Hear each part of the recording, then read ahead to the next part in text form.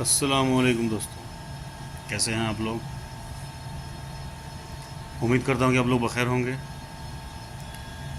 आज आपसे रूबरू हो रहा हूं काफ़ी दिनों के बाद, और आज मैं आपको कुछ ऐसी बातें बताने जा रहा हूं जो ताल्लुक़ रखती है आपकी कमाई से, आपकी ज़िंदगी के उस पहलू से जो आप करना चाहते हैं। उस कामयाबी की तरफ आपको ले जाने के लिए मैं ये वीडियो बना रहा हूँ, ख़ासकर नौजवानों के लिए जो 10th करके, 12th करके, ग्रेजुएशन करके इधर उधर भटक रहे हैं। ख़ासकर उनके लिए मैं बताना चाहता हूँ।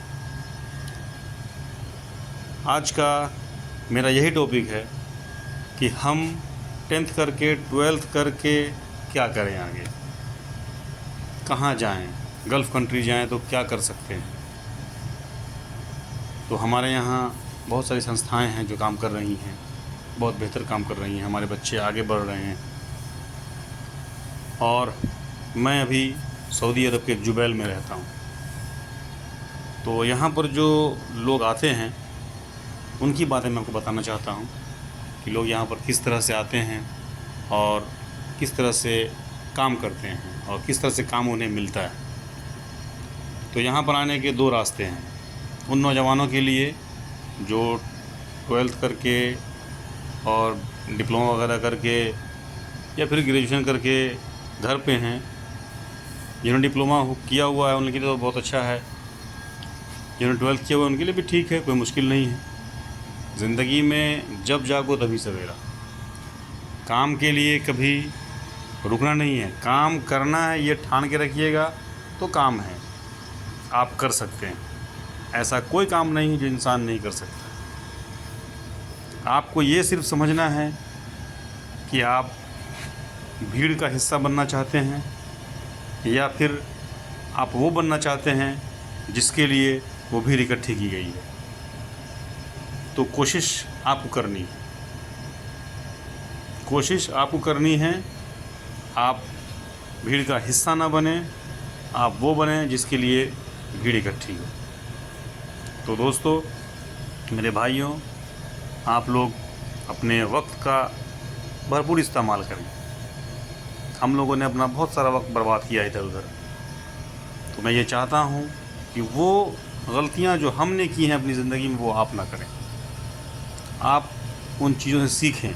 आपके पास वक्त है, आपने 12th किया है, आपने +2 किया है, आपने डिप्लोमा किया है, सिविल में किया है, मैकेनिकल में किया है, आपने प्लम्बर का कोर्स किया है, आपने फिटर का कोर्स किया है, इलेक्ट्रीशियन का कोर्स किया है।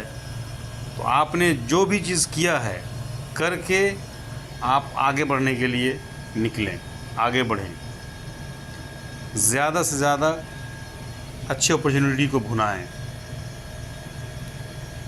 दो रास्ते हैं गल्फ़ आने के। एक तो होता है कि आप जो काम किया है, जो ट्रेड है आपका, उसमें आप आएँ। उसके लिए इंटरव्यूज़ वगैरह हमारे हिंदुस्तान में बहुत सारी मैन पावर्स के ऑफ़िस हैं जहाँ इंटरव्यूज़ वगैरह होती हैं। आप वहाँ इंटरव्यूज़ वगैरह देंगे तो सिलेक्शन होगा आपका, सैलरी वगैरह वहीं तय होगी। उसमें दो चीज़ों का ध्यान रखना है, दो चीज़ों का ध्यान वहाँ रखना है। नंबर एक, ड्यूटी 8 घंटे होनी चाहिए। कभी भी आप इंटरव्यू में जाएं तो ड्यूटी 8 घंटे है तो आप समझ लें कि कंपनी अच्छी है, बेहतर है, ठीक है। ठीक है, 8 घंटे ड्यूटी होगी तो आपको 2 घंटे ओवर टाइम कम से कम मिलेगा यहाँ पे। ठीक है, बहुत सारी जगहों पर यहाँ 10 घंटे ही काम होता है, बहुत जगहों पर 12 घंटे भी काम होता है। तो जहाँ 12 घंटे काम होगा वहाँ आपको 2 घंटा मिलेगा 10 घंटा के बाद। लेकिन अगर आपकी ड्यूटी 8 घंटे की आती है, कंपनी से एग्रीमेंट आप करते हैं, तो आपको 2 घंटा वो मिलेगा, 12 घंटा होगा तो 4 घंटा मिलेगा आपको। तो ये ओवर टाइम आपका सैलरी के अकॉर्डिंग बनता है, तो वो आपको फ़ायदा होगा। 1200, 1300, 1400 सैलरी आती है प्लम्बर, इलेक्ट्रीशियन वगैरह की, 1600 भी आती है। अच्छी अच्छी कंपनियां हैं, हर कंपनी का अपना अपना रेंज है, अलग अलग तरह से देते हैं वो। और जो फ्रेश हैं वो आना चाहते हैं, कुछ लोग डायरेक्ट आना चाहते हैं, कुछ लोग विज़िट पे आते हैं, कुछ लोग फ्रीलांस में आते हैं। तो सबसे अच्छा तरीका यह है कि आप हिंदुस्तान में मैन पावर सप्लाई ऑफिस वगैरह हैं, दिल्ली में, मुंबई में, बड़े बड़े शहरों में, वहाँ जाएं। छोटे शहरों में ना चक्कर पर। छोटे शहरों में क्या होता है कि वो लोग पैसा ज़्यादा लेते हैं आपसे, दौड़ाते ज़्यादा हैं आपको, और काम आपका कम होता है। उसमें क्या है कि आपको सैलरी भी वो कम देते हैं। इंटरव्यूज़ वगैरह पटना में भी होती है, तो पटना वगैरह में क्या है कि सैलरी आपको कम मिलती है, तो कम सैलरी पे आना बेहतर नहीं है। और पटना वगैरह में जब होता है तो कम ही ऐसी ऑफिस है या कम ही ऐसा काम आता है जो बेहतरीन कंपनी का और अच्छा काम हो, कम काम आता है ऐसा। 60-40 का रेशियो है। 60% काम जो आता है वो सप्लायर सबका आता है। सप्लायर में क्या है कि आपको लाएंगे, ला के रखेंगे यहाँ, दूसरी कंपनी से इंटरव्यू करवाएंगे, फिर आपको जॉब मिलेगी वहाँ पर। वो आपसे पैसा कमाते हैं और आपको सैलरी देते हैं। उसमें कुछ सप्लायर्स अच्छे भी होते हैं, जहाँ पर सारी फैसिलिटीज़ होती है।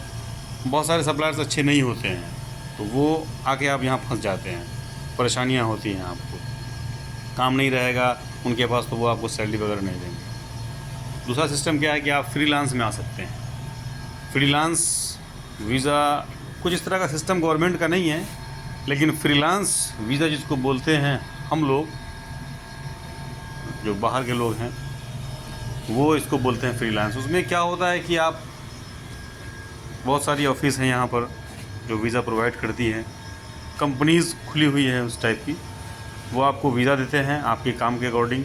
आप अपने काम के अकॉर्डिंग वो वीज़ा लेते हैं।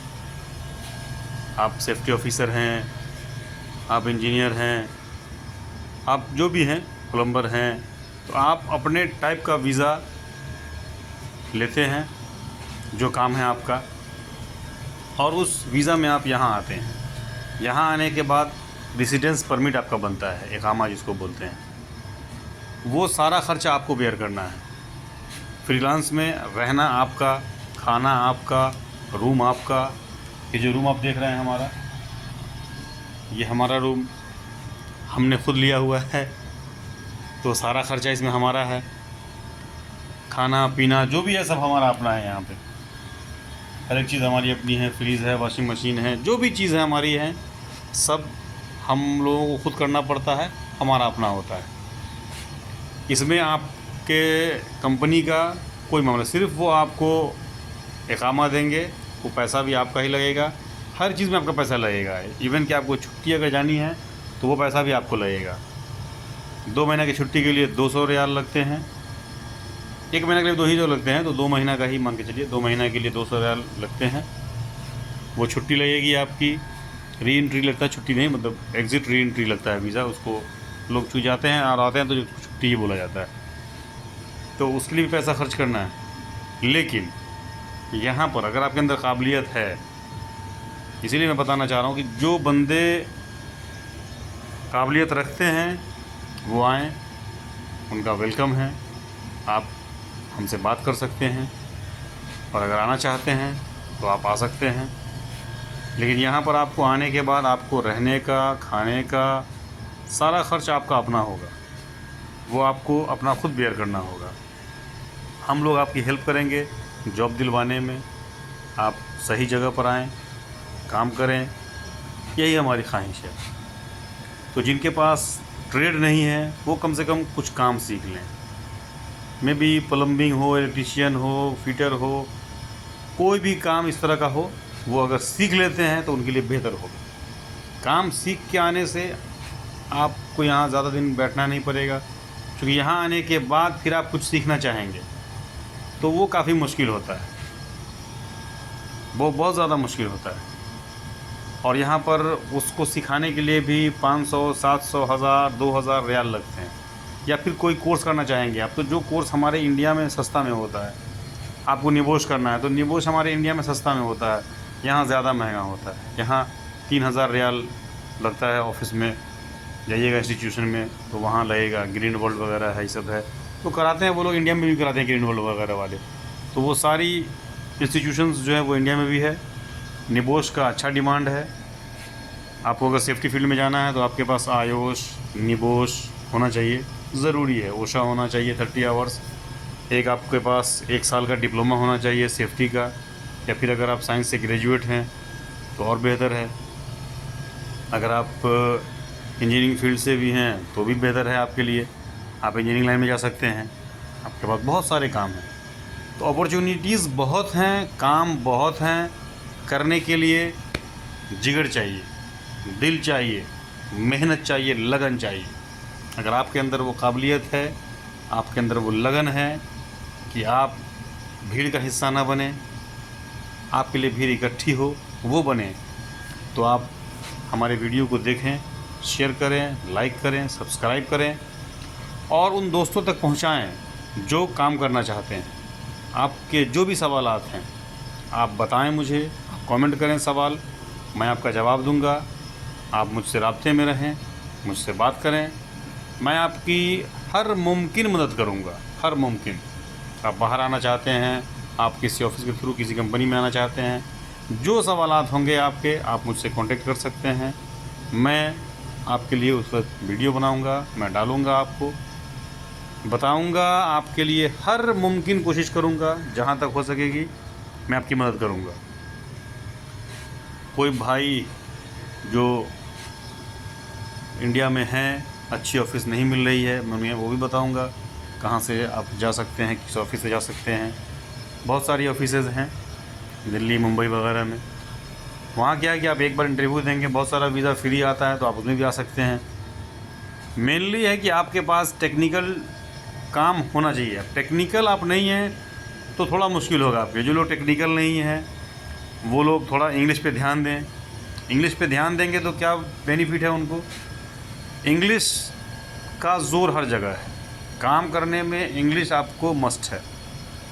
तो आप जितनी भी तैयारियां करेंगे वो सारी चीज़, जो लोग +2 करके या ग्रेजुएशन करके खाली बैठे हुए हैं उनके लिए हमारे पास ये है, वर्क परमिट सिस्टम का काम आता है, WPR।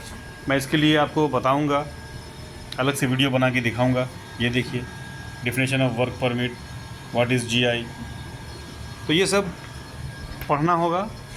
तो ये सब अगर किसी को चाहिए हो तो आप मुझसे कांटेक्ट कीजिए, आप मुझे बताइए, कमेंट कीजिए। मोटी मोटी बुक्स आती हैं, मैं आपको अभी दिखा नहीं सकता, मैं आपको दिखाऊंगा। सेफ्टी की मोटी मोटी बुक्स आती हैं, CSM वगैरह पढ़ना पड़ता है यहाँ आरामको में काम करने के लिए। काफ़ी मेहनत तो है भाई, मेहनत है, बिना मेहनत के कुछ नहीं है। लोग ये सोचते हैं कि भाई बाहर जाएंगे और ऐसे पैसा आ जाएगा। मेहनत करोगे, पैसा 1 लाख 2 लाख कमाओगे, कोई मुश्किल नहीं है, लेकिन मेहनत चाहिए, लगन चाहिए। आपको शुरुआती 6 महीने, साल भर ज़बरदस्त मेहनत करनी होगी। आपकी मेहनत, आपकी लगन आपको आगे पहुंचाएगी। यहाँ ऐसे भी लोग हैं जो फ्रीलांसर में आके 10,000 12,000 रियाल भी कमा रहे हैं, 15,000 रियाल भी कमा रहे हैं। तो उसके लिए उन्होंने मेहनत की है, उन्होंने अपना वक्त लगाया है। आज 5 साल, किसी को 7 साल हो गया, तो आज उनकी सैलरी 10,000 रियाल के ऊपर है, 12,000 रियाल के ऊपर है।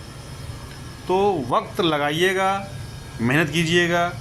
क्योंकि इन लोगों को वक्त ज़्यादा इसलिए लगा है क्योंकि इनके पास उस तरह की डिग्रीज़ नहीं थी, उस तरह का इन्होंने कोर्स नहीं किया हुआ था, इनके पास सेफ्टी वगैरह में वो डिप्लोमा वगैरह नहीं था। तो इन्होंने फिर यहाँ आने के बाद दूसरा काम करके, कोई भाई फिटर में काम कर रहा था, पाइप फिटर बन गया, फैब्रिकेटर में काम किया, उसके बाद उन्होंने डिग्रीज़ हासिल की, यहाँ पर रह के कोर्स वगैरह किया। तो इसमें वक्त लगता है, क्योंकि पाइप फिटर वगैरह में सैलरीज़ कम होती हैं, पैसा कम मिलता है, पर आवर भी अगर काम करते हैं तो भी कम आता है।